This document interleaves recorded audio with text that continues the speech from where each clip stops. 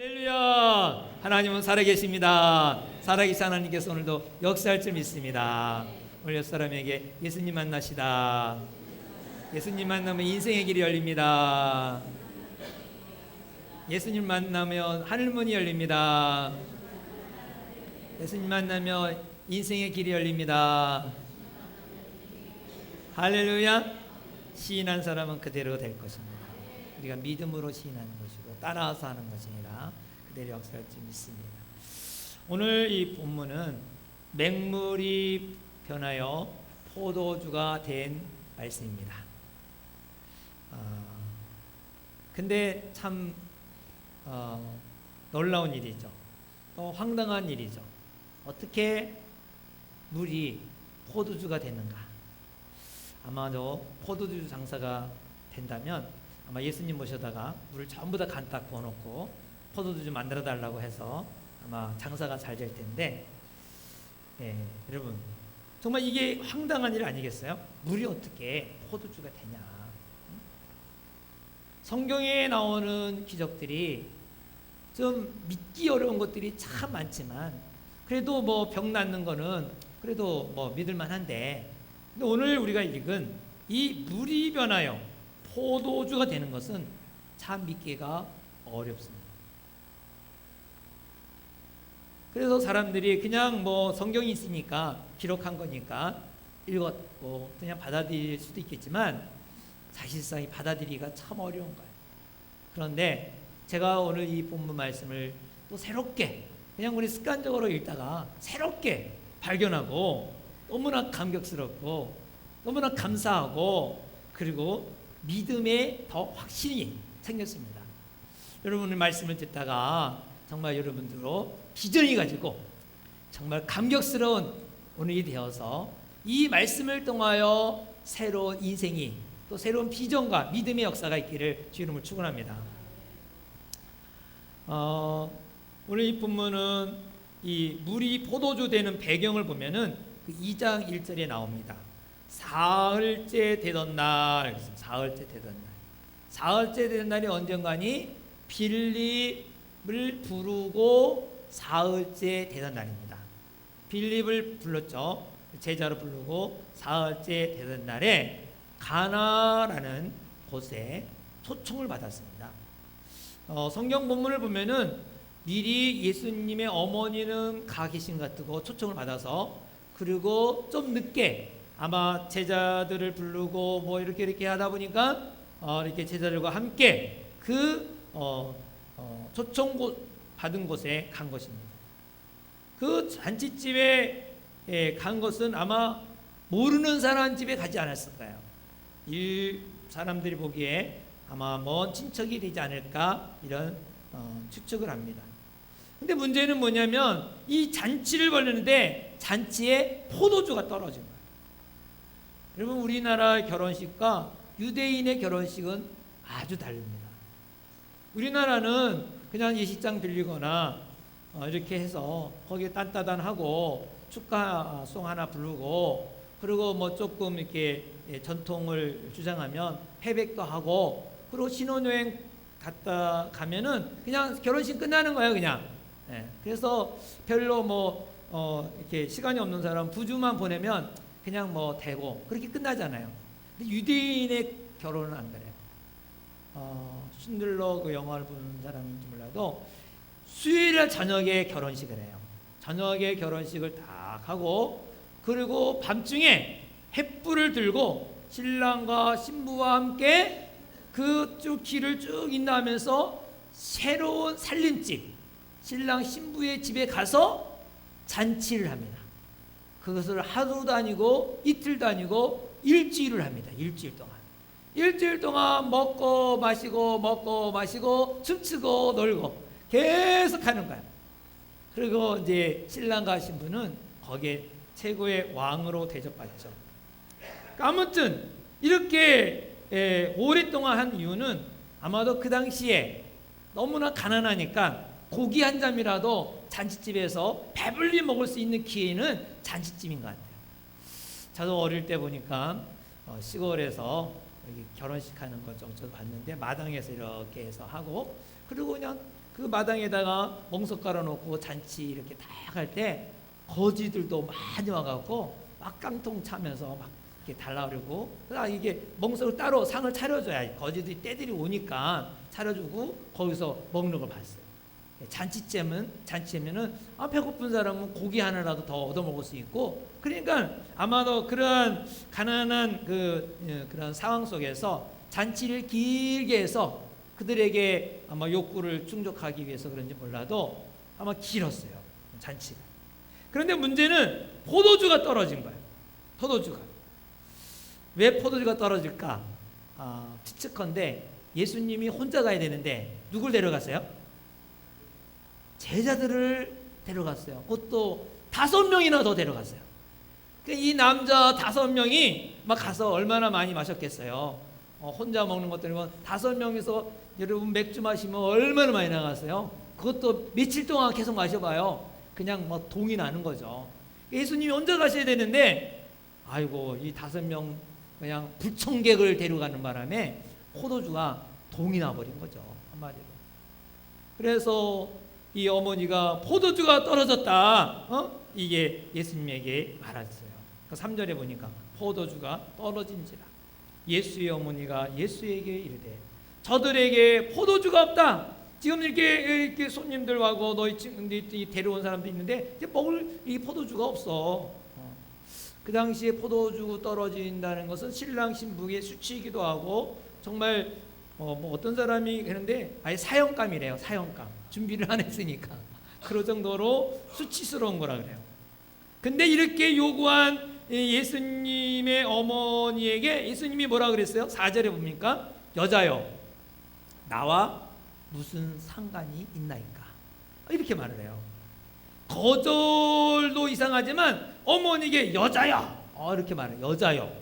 여러분, 여러분의 어머니에게 여자여, 이렇게 좀 말한 적 있습니까? 어머니, 그렇게 하지 마세요. 상관하지 마세요. 어머니, 이렇게 하잖아요. 근데 이 예수님은 여자여, 이렇게 해요. 이 말이 좀 생소하게 들릴까요? 성경 읽으면서. 그런데 이 여자여란 말이 여기만이 아니라 예수님이 마지막 돌아가실 때도 여자여 해요.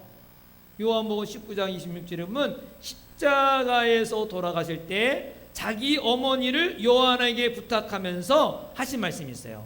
예수께서 자기의 어머니와 사랑하는 제자가 곁에 서 있는 것을 보시고 자기 어머니에게 말씀하시되 여자여 보소서 아들입니다. 분명히 예수님은 효자예요.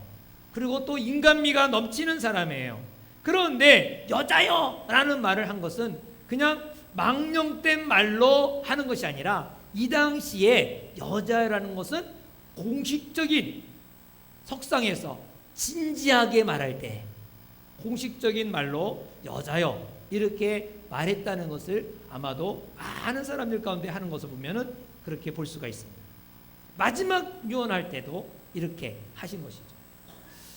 아무튼 어머니가 아들에게 기대를 하고 말했는데 이것이 기대와 반대로 반응이 온 거죠.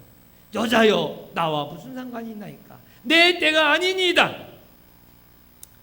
여러분, 좀 뭔가 기대를 했는데 그 사람에게 거절을 당했을 때 어떡합니까? 그런데 이 어머니 마리아는 아들에게 거절을 당했음에도 불구하고 하인들에게 그대로 해줄 것을 믿고 자신감을 가지고 말을 합니다.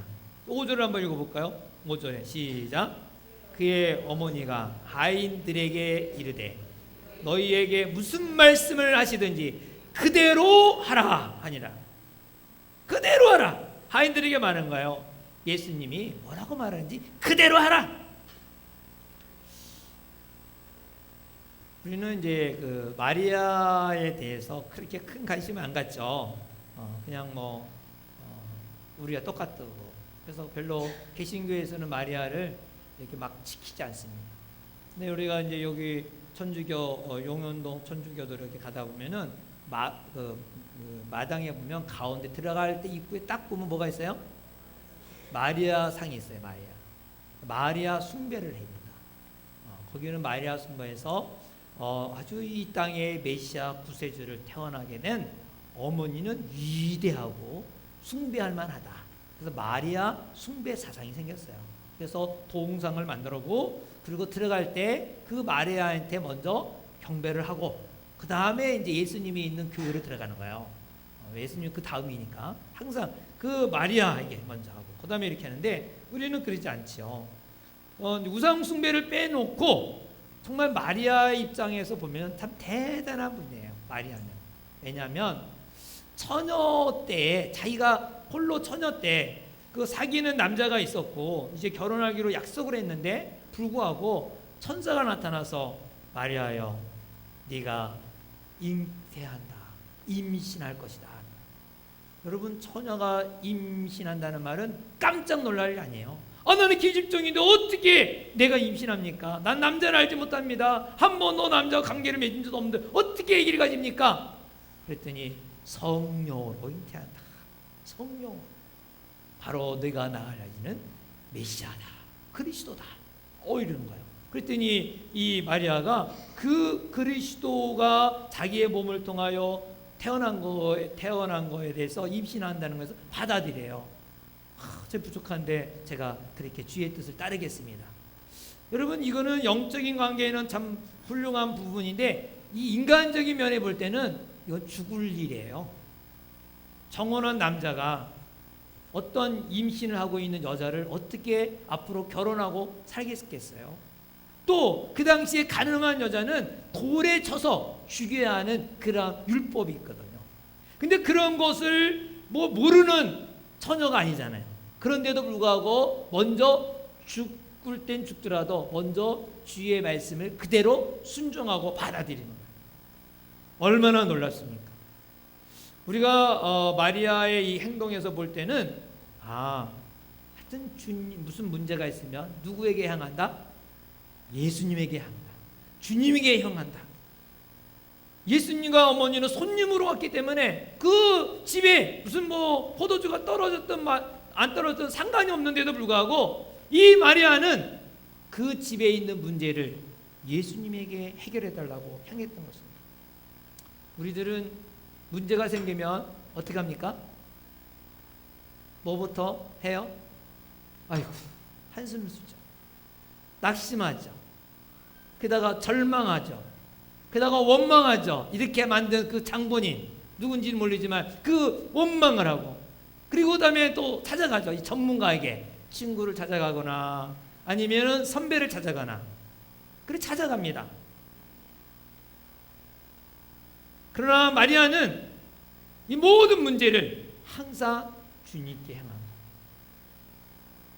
어떠한 문제가 생기든 크든지 작든지 여러분의 인생에 있어서 예수님께 기도하고 예수님께 기대하시기 바랍니다.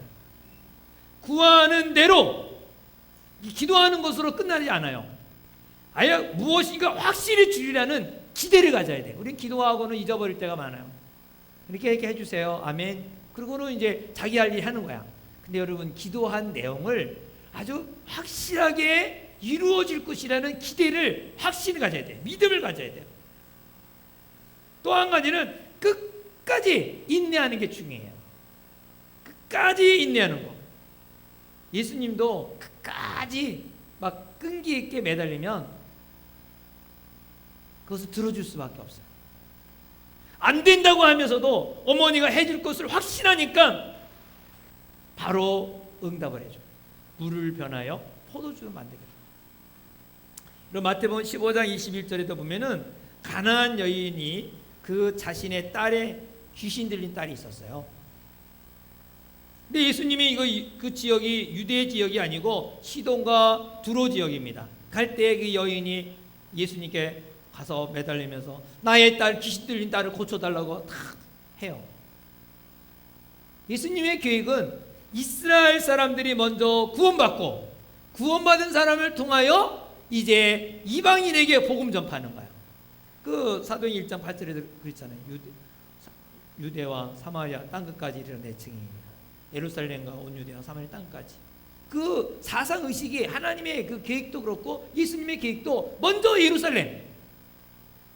먼저 자기 백성 구원시키고 그 다음에 그들을 통하여 이방인을 구원하고자 계획이 있었어요. 그런데 이방인이 매달리는 거예요. 그 매달릴 때 예수님이 그런 사상을 가지고 있기 때문에 이 여인에게 얼마나 엄청난 심한 말을 했는지 몰라요. 그 여인에게 뭐래요?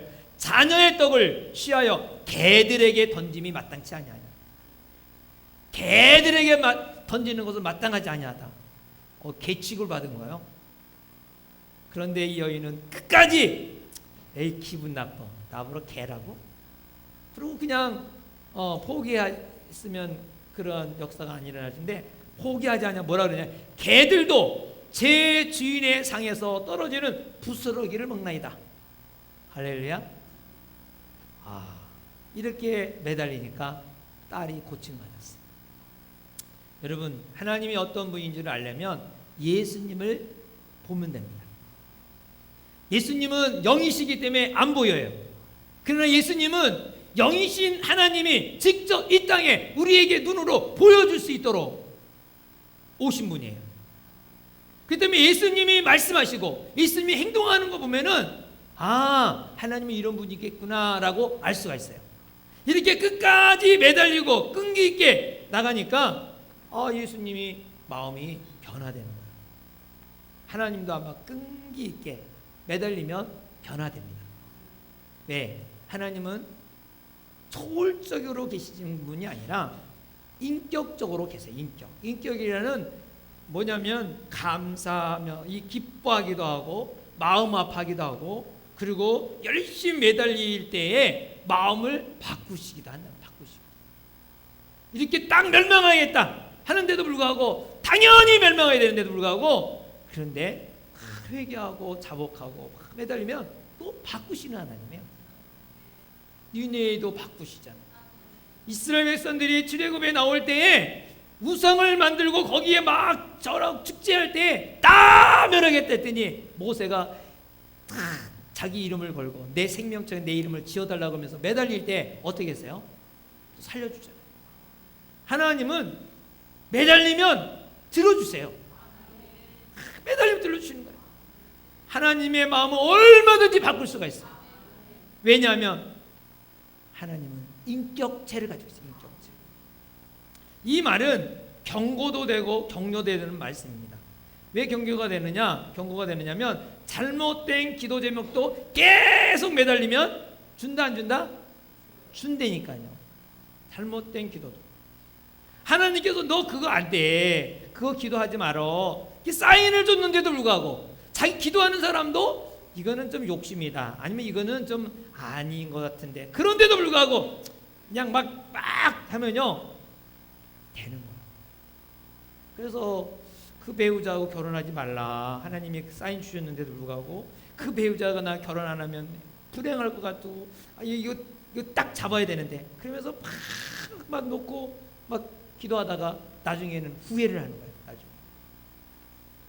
우리가 기도할 때 그래서 하나님의 뜻을 찾아서 기도해야 됩니다. 때를 쓰며 기도할 때도 들어주시는 하나님, 잘못된 기도 제목인데도 들어주시는 하나님. 그러면 우리가 합당한 기도를 할 때 왜 안 들어주시겠느냐? 우리 여러분들은 기도를 해도요 얼른 안 들어줍니다. 기도해도 소용이 없어요. 그리고 좀 하다가 포기하는 사람이 있어요. 여러분, 하나님은 안 들어주는 게 아니에요. 하나님은 두 가지가 있어요. 하나는 타이밍, 때가 있다는 거예요. 예수님도 아무 때나 오지 않았어요. 딱 때가 있을 때 오셨어요. 기도도요 때가 있어요. 응답하는 때가 있어요. 또 한 가지는 내가 축복을 주면, 기도 응답을 주면 그것을 감당할 수 있는 사람이 되었는가 안 되는가 그걸 보고 주세요. 축복을 줬는데 그 기도 응답을 줬는데 그걸 감당할 수가 없으면 아직은 안 되기 때문에 감당할 때까지 그것을 기다리는 거예요. 목적이 있다는 거예요.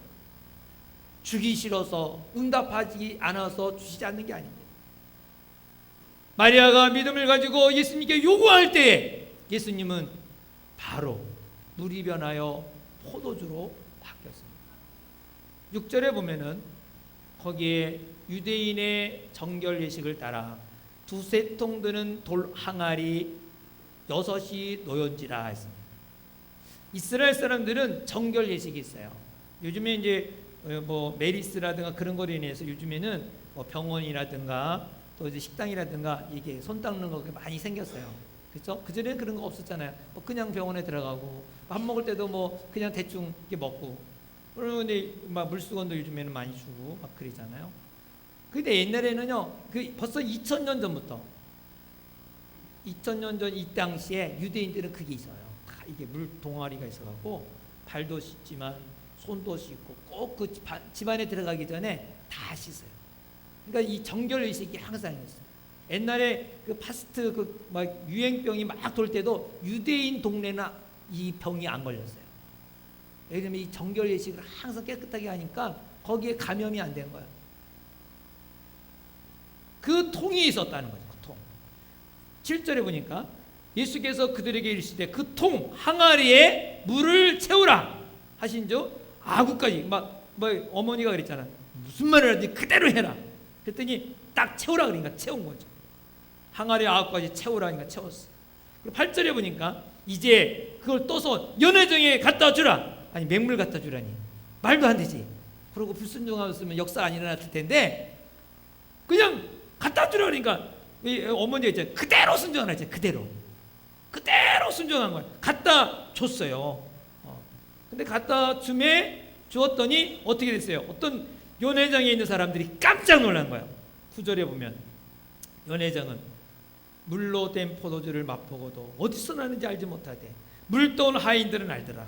연회장이 신랑을 불러 말하되 먼저 좋은 포도주를 내고 취한 후에 낮은 것을 내거늘 그대는 지금까지 좋은 포도주를 두었도다 하니라. 이 당시에는 이제 뭐 생활이 넉넉하지 않다 보니까 처음에는 비싼 술을 줬다가 그 다음에 술을 취한 다음에는 뭐 그냥 싼 술을 주는 거야. 싼 술을 막 주면서 이제 뭐 술 기운이니까 뭐 술을 막 들어가기만 하면 되니까 싼 술을 줘서 그래도 이제 맛은 알지만은 싼 술을 줬던 거야. 그런데 이 집은 이상한 게 다른 거예요.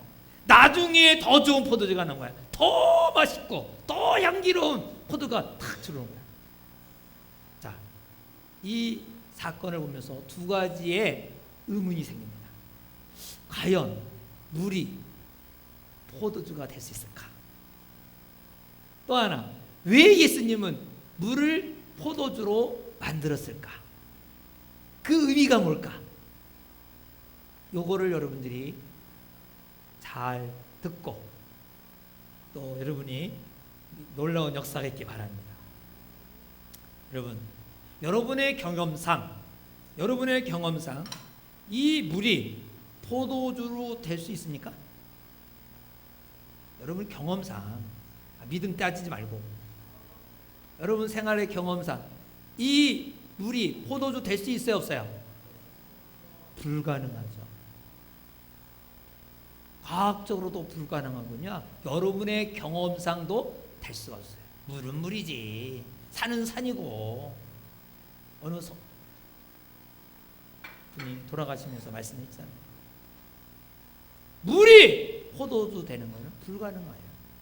될 수가 없어요. 과학적으로도 안 되는 거예요. 만약에 이 물이 포도주가 되려고 한다면 뭐가 있어야 돼? 먼저 포도가 있어야 돼요. 포도가 있어야 포도주가 되지. 포도도 없는데 어떻게 포도주가 되겠어? 그리고 포도에 뭐 있기만 하면 포도에 뭐 들어갈 효소라든가 뭐 이게 알코올이 들어가든가 뭐가 있어야겠죠. 또 그 다음에 바로 됩니까? 집어넣자마자 숙성하는 기간이 있잖아요. 기간이 필요해요. 기간이.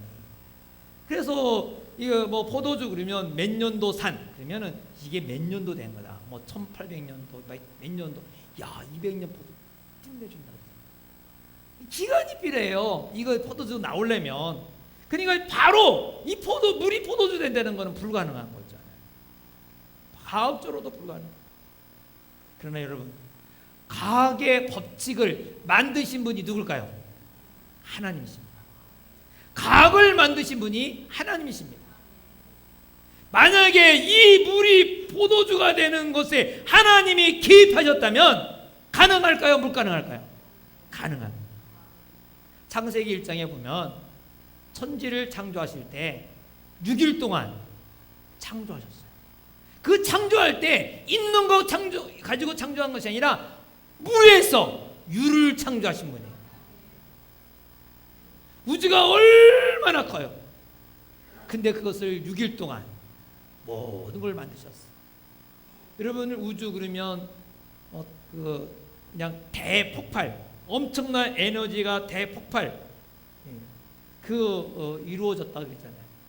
근데 그것도 보면 뭐가 폭발했다는 건 뭐가 있었기 때문에 폭발한 것이지 없는 가운데 폭발한 건 아니거든요. 그래서 어떤 신화에 뭔가 만들어질 때는 있는 거 가지고 만들어요. 있는 거 가지고. 그러나 하나님은 없는 가운데 있게 하셨어요.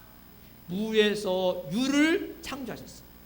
하나님의 능력이 발휘한다면 그 작은 동네에 그 항아리에 물이 포도주로 되는 것은 가능한 거예요. 6일 동안 창조하신 하나님이 이 물이 포도주 되는 걸 뭐가 간단하죠. 너무나 우리는 과학의 노예가 되어 있습니다.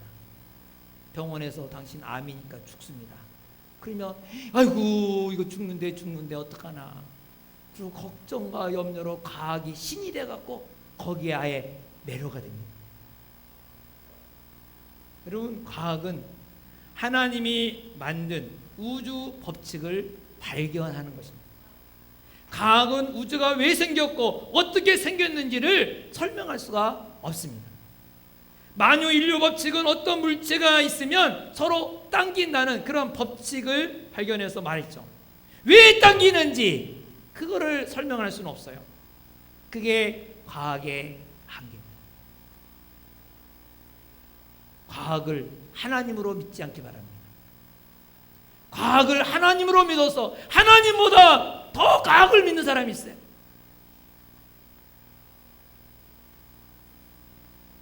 과학으로 설명할 수 없는 것, 그는 부당하다고 거부하는 사람. 어떻게 물이 포도주가 되느냐? 이거는 부당하지 않냐? 여러분, 과학으로 증명되지 않기에 다른 방법으로 우리는 보면서 믿을 수 있습니다. 여러분, 이것을 물이 포도주로 된 것을 목격한 사람이 있으면 믿을만하지 않겠어요? 그 사람이 신뢰되면, 뭐 거짓말하는 사람이 아니라 신뢰되고 증명되는 사람이라면 그것을 분명히 물이 포도주로 됐다고 믿을 수가 있어요. 이것을 기록한 사람은 요한입니다. 요한은 예수님의 제자입니다. 제자 중에 모든 제자들이 생명을 걸고 예수님을 말씀을 증거했습니다. 요한도 순교는 안 했지만 제일 오래 살고 고생을 엄청나게 했습니다. 그는 90노년에 밤모섬의 노예로 끌려가서 그 은을 채광하는 그 채광석에 들어가서 그 은을 채광하면 노예로 가는 거죠. 그래갖고 거기서 채광하면서 거기서 요한계시록을 기록했습니다. 엄청난 고생을 했습니다. 그의 제자가 있는데 그 제자가 폴리갑입니다. 훌륭한 선생에게 훌륭한 제자가 나온다 하잖아요. 아들을 보면 아버지를 보라고 하잖아요. 바로 이 폴리갑은 로마에서 대핍박 가운데 엄청난 사람들이 막 화형당하고 막 목이 잘려 죽이고, 그 바울이 목이 잘려 죽는 걸 로마에서 이렇게 보는데요. 그러한 엄청난 핍박을 받을 때 폴리갑은 안전한 곳에 살았거든요. 그렇게 핍박을 안 받는 곳에 살았거든요. 근데 이 소식을 듣고는 내가 어떻게 믿음의 형제들이 이렇게 핍박을 받고 순교하는데 내가 안 일할 수 있느냐. 로마까지 가갖고 순교를 당한 사람이에요.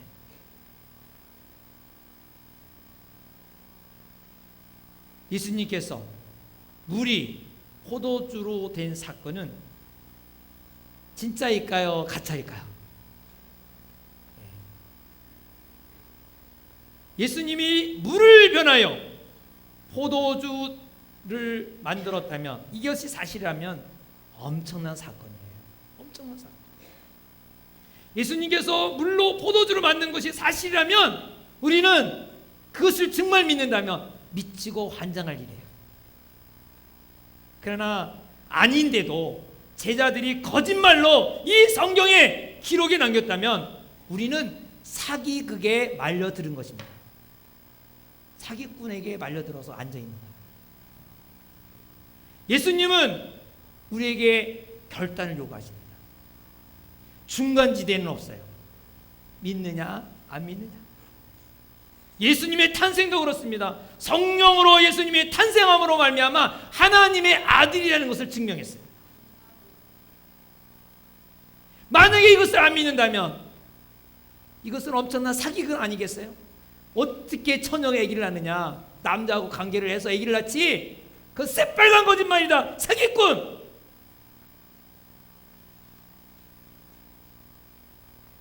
종교의 창시자들이 다 엄마 아버지가 다 있지 않습니까? 그런데 동정녀 마리아를 통해서 탄생하신 것은 바로 예수님은 하나님의 아들이라는 것을 증명해 주는 것입니다. 만약에 이것이 사실이 아니라면 여러분들이 어떻게 처녀가 아기를 낳을 수 있느냐 의문을 제기해야 되지 않겠습니까? 예수님은 우리의 신앙의 결단을 요구합니다. 예수님의 죽음과 종교 창시자의 죽음도 다른 것을 봅니다. 모든 종교 창시자의 죽음은 자기의 죄로 자기가 죽었지만 예수님의 죽음은 처참하게 십자가에 죽으면서 자기의 죄로 죽은 것이 아니라 바로 나와 여러분 인류의 죄를 담당하고 죽으신 것입니다. 우리가 치료해야 할 죄값을 대신 예수님이 담당하신 것입니다.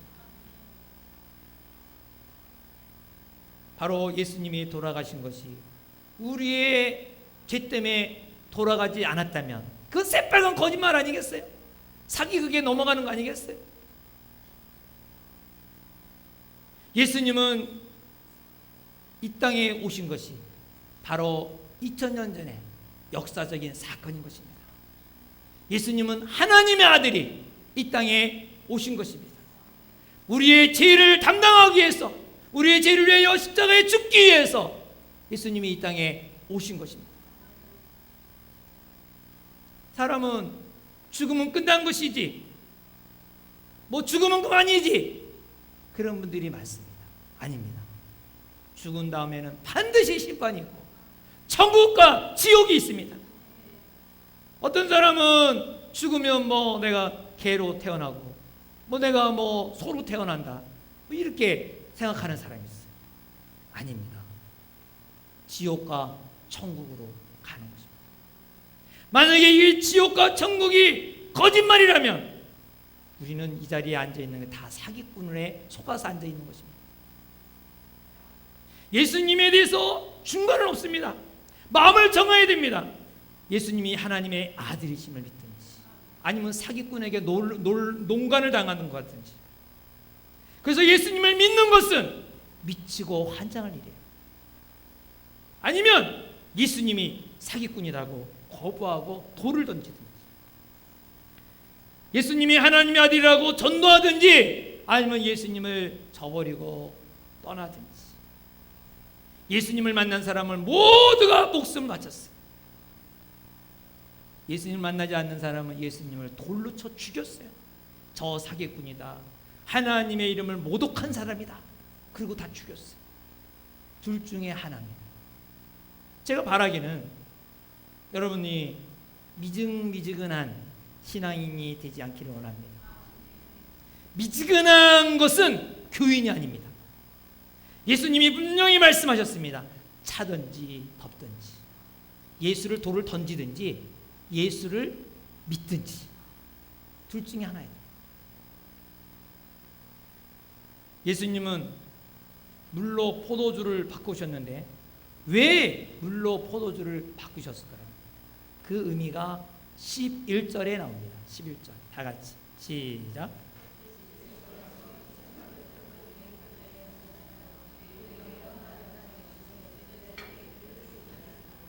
여기에 표적이 나왔다. 표적. 이것을 표적이라고 그랬어요.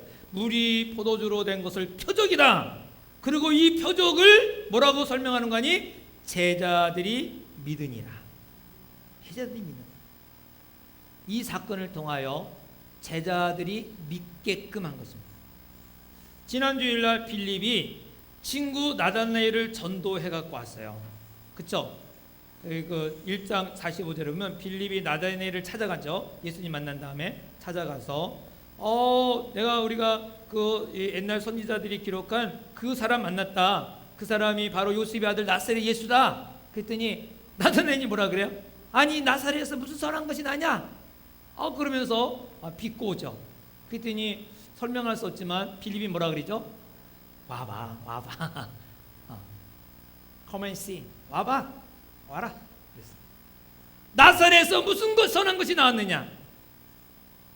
빌립이 와보라 할 때 마지못해서 나다나엘이 예수께 갑니다. 그때 예수님이 나다나엘이 딱 보고 말하는 거예요. 보라, 이는 참으로 이스라엘 사람이라. 그 속에 간사한 것이 없다. 이 나다나엘을 척 보고 말을 하는 거예요. 나다나엘이 깜짝 놀랐어요. 어떻게 나를 합니까? 아니 한 번도 보지도 않았는데. 그랬더니 한술 더 떠요. 예수님이 빌립이 너를 부르기 전에 네가 무화과 나무 안에 있을 때 봤다. 무화과 나무 있을 때 이제 아마 빌립이 부르는 것 같아요. 그걸 내가 다 안다는 거예요. 나다나엘이 깜짝 놀랐죠. 당신은 정말 신비한 하나님의 아들입니다. 여기 그러니까 랍비요, 당신은 하나님의 아들이시오. 당신이 이스라엘의 임금입니다. 그랬더니 예수님이 또 한 번 말씀하시죠. 50절에 보면 1장 내가 너를 무화과 나무 아래 보았다는 것으로 믿느냐? 이보다 더 큰 일을 보리라. 더 큰 일이 뭔지 알아요? 바로 2장에 오는 물이 변하여 포도주 된 사건. 이거를 염두에 두고 이미 사흘 전에 말씀하신 거예요.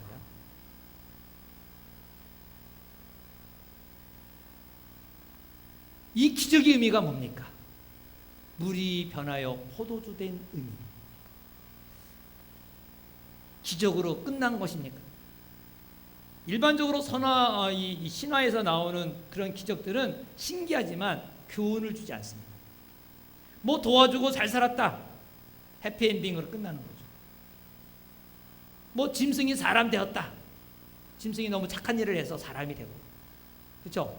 그리고 사람이 좀 못돼 갖고 나중에 짐승이 됐다. 뭐 그런 게 신화가 많잖아요. 우화가. 그러나 예수님의 기적은 가만히 보면 거기에 표적이 있고 반드시 교훈이 있어요. 교훈. 이 물이 변하여 포도주 된 사건은 첫째로는 바로 예수님이 메시아라는 것을 보여준 것입니다. 메시아다. 내가 그리스도다. 그것을 증명하는 거예요. 증명. 이 포도주 사건이 창조주라는 것을 보여준 거 아니에요. 물이 변화의 포도주는 이거는 있을 수가 없는 거잖아요. 그러니까 말씀이 육신이 되어 이 땅에 오신 내가 그리스도다. 내가 메시아다. 너를 구원할 메시아다. 이렇게 보여주는 거예요. 두 번째로는 메시아 시대가 도래되었다. 이제부터 메시아 시대가 되었다. 이 메시아 시대의 특징이 뭔지 아세요? 메시아 시대가 오면 풍요가 온다고 아모스 선지자가 예언했어요. 풍요의 상징이에요. 풍요의 상징이 포도주 사건입니다. 포도주. 아모스 여러분 한번 펴볼까요? 9장 13절부터 14절.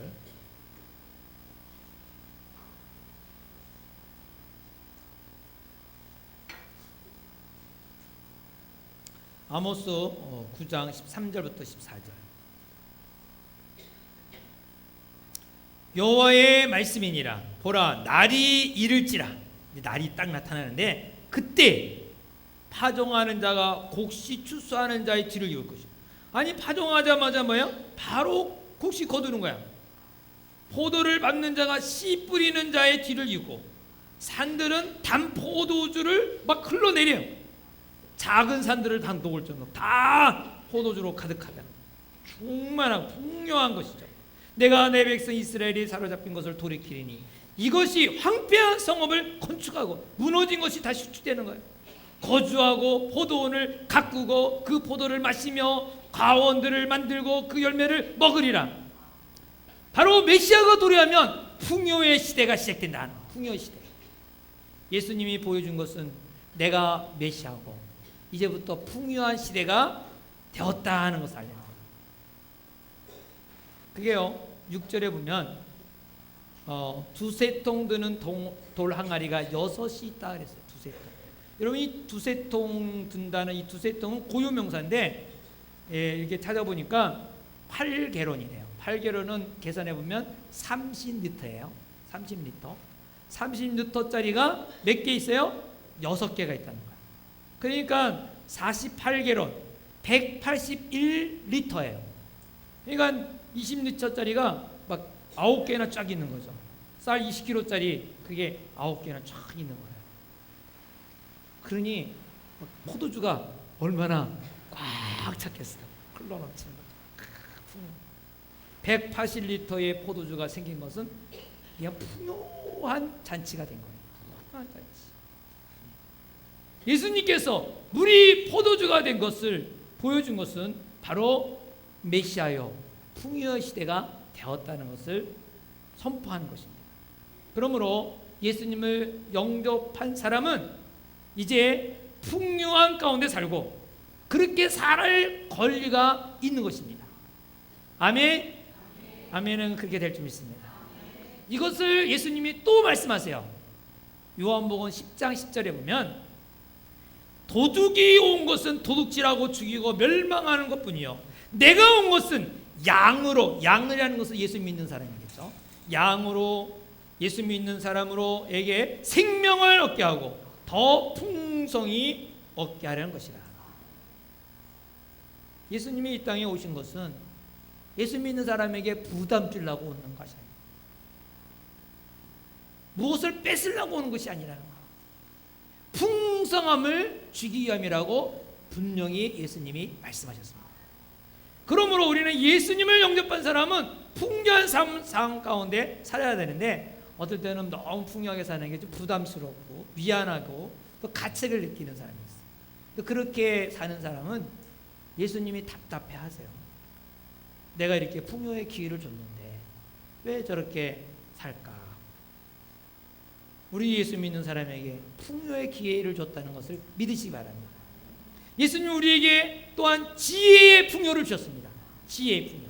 야고보서 1장 5절에 보면은 너희 중에 누구든지 지혜가 부족하거든 모든 사람에게 후히 주시고 꾸짖지 아니하시는 하나님께 구하라. 그리하면 주시리라. 아멘. 우리가 무엇을 할지 어디로 갈까 고민할 이유가 없다는 거예요. 내가 지식이 부족해서 뭘 해야 될까 고민하지 말고 하나님께 기도하면 풍요하신 분이 그 약속을 이루신다. 제가 지난주에 말씀드렸잖아요. 소방서에 끌려간 게 불려서 호출 받아서 심할서 쓰고 거기다가 사인하고 그러고 왔다고. 우리 교회 여러 가지 소방 특별 감렬이 와갖고 한 5명이 와서 그냥 여기저기 다 그래갖고는 체크를 해갖고 특별히 수신기가 고장이 났는데도 그걸 수리하지 않았다고. 이거는 직결 벌금이라고. 그래서 거기서 사인하고 제가 잘못했습니다. 눌러둔 방치했습니다. 그렇게 썼어요. 수정하겠습니다. 그래서 기도를 했지. 눈물을 흘리더라고요. 눈물. 많은 사람들이 있는데 어떻게 내가 이렇게 방치했을까. 그래서 기도하면서 하나님의 선한 천사를 보내주세요 하고 기도를 했어요. 그랬더니 하나님께서 우리 성도님들 한 분이 오셔갖고 하나하나 다 이렇게 밤늦게까지 일하시면서 하나 한 거예요. 이번 26일까지 보고서를 내야 돼요. 사진 찍어서. 이번 주 안에 다 내야 돼요. 다 사진 찍어 다 내야 돼요. 잘 되리라고 저는 믿습니다. 그 지혜가 부족하고 내가 부족하니까 하나님께 기도하니까 하나님께서 또 어떻게 그렇게 재능 있는 분들을 다 이렇게 오셔서 하시는지 참 놀랍고 감사합니다. 하나님께 의지할 때 하나님은 풍요하게 해주시는 거예요. 여러분 한밤을 깊이 잠을 못 자면서 고민할 이유가 없습니다. 여러분 물질도 마찬가지예요. 물질도 풍요를 약속하셨어요. 고린도후서 9장 8절에 보면 하나님이 능히 모든 은혜를 너희에게 넘치게 하시나니 이는 너희로 모든 일에 항상 모든 것이 넉넉하여 모든 착한 일을 넘치게 하게 하려 하십니다. 그래서 하나님의 뜻을 찾아서 구하면 주신다는 거예요. 우리가 하나님의 뜻을 구하는 게 바랍니다. 구하라 주실 것이요, 찾으라 찾을 것이요, 문을 두드리라 열릴 것이니라. 사랑이 결핍할 때 하나님 나에게 사랑을 주옵소서. 나는 용서가 안 됩니다. 도저히 용납할 수가 없습니다. 하나님께 기도할 때 하나님의 풍성한 사랑을 주시겠다고 약속했습니다. 이 포도주 사건은 혼인 잔치에 베푼 것이었습니다. 그냥 일반 가정에 가게에서 행한 것이 아닙니다. 예수님께서 왜 이 혼인 잔치에 물이 포도주로 병쾌하셨을까? 바로 예수님은 우리의 삶이 잔치가 되기를 원하십니다. 예수님이 이 첫 번째 기적, 메시아 예수님은 언제나 풍요하다는 것을 알려주고 이 풍요한 것을 우리가 살기를 원하시고, 그러니까 잔치집은 울어야 돼요, 웃어야 돼요? 우리는 그리스도인들은 웃어야 돼요. 세상 사람과 같지 아니하고 항상 예수님을 만난 사람은 웃어야 돼요. 웃어야 돼요. 그래서 그리스도인들은 많이 웃어야 돼요.